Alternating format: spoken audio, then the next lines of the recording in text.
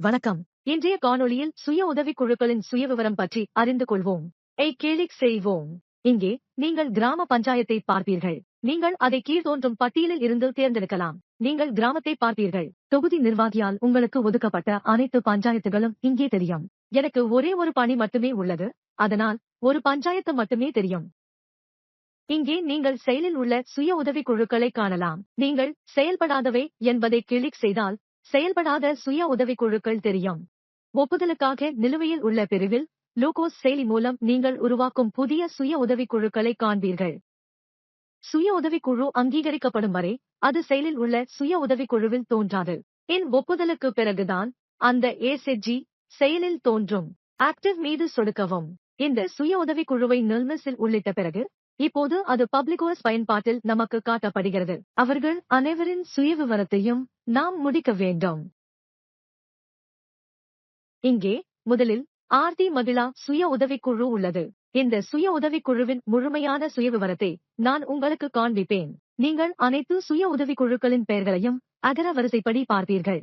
இந்த குறியீடு உங்களுக்கு காண்பிக்கப்படும். சுய உதவிக்குழு உருவாக்க தேதி இங்கே. நீங்கள் சுய உதவிக்குழு உறுப்பினர்களின் எண்ணிக்கையை காணலாம். 3 புள்ளிகளை கிளிக் செய்து சுய உதவிக்குழு சுயவிவரத்திற்கான மேலும் சில விருப்பங்களை பற்றி அறிந்து கொள்வோம். இங்கிருந்து சுய உதவிக்குழு சுயவிவரம் நிறைவடையும். நீங்கள் இங்கே சுருக்கத்தை காணலாம். இப்போது நீங்கள் சுருக்கத்தை காலியாக காண்பீர்கள். இல் விடுபட்ட சில விவரங்கள் ஏற்கனவே இங்கே உள்ளன. மீதமுள்ள விவரங்கள் இங்கே காலியாக தெரியும். திரும்பச் சென்று 3 புள்ளிகளை மீண்டும் சொடுக்கலாம். மதிப்பாய்வு செய்து பதிவேற்றவும். பதிவேற்ற நிலையை பார்க்கவும்.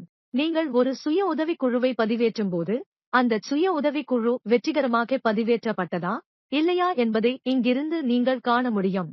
நீங்கள் மதிப்பாய்வு மற்றும் பதிவேற்ற தரவிலிருந்து சுய உதவிக் குழுவை பதிவேற்றினால் நீங்கள் இங்கிருந்து தரவை பதிவிறக்குவீர்கள்.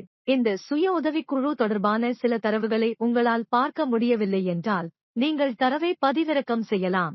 தரவை புதுப்பிக்கவும். தரவை புதுப்பிக்கவும் பொத்தானை கிளிக் செய்வதன் மூலம் தரவை புதுப்பிக்கலாம். நீங்கள் சுய உதவிக் குழுவை செயலிழக்கச் செய்ய விரும்பினால் அதை இங்கேயே செய்யலாம். ஆனால் இடம்பெயர்ந்த சுய உதவிக் குழுவை செயலிழக்கச் செய்வதற்கு முன் அனைத்து செயலில் உள்ள உறுப்பினர்களையும் செயலிழக்கச் செய்ய வேண்டும்.